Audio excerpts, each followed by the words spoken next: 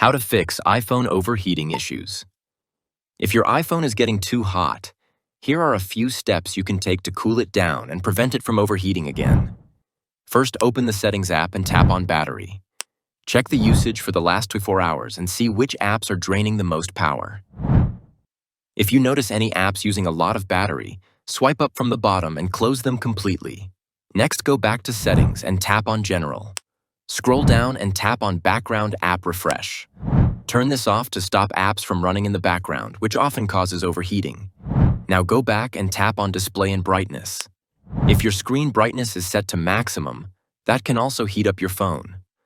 Lower it to a comfortable level and turn off True Tone if you don't need it. Another important step is keeping your iPhone updated. In Settings, go to General and tap on Software Update and install the latest update since many overheating issues are fixed with new iOS versions. Finally, if your phone is still hot, restart it. You can do this by pressing and holding the volume up and side button together until the power slider appears. Turn it off, wait 10-15 seconds to let it cool, then power it back on, and that's how you can troubleshoot and fix overheating problems on your iPhone.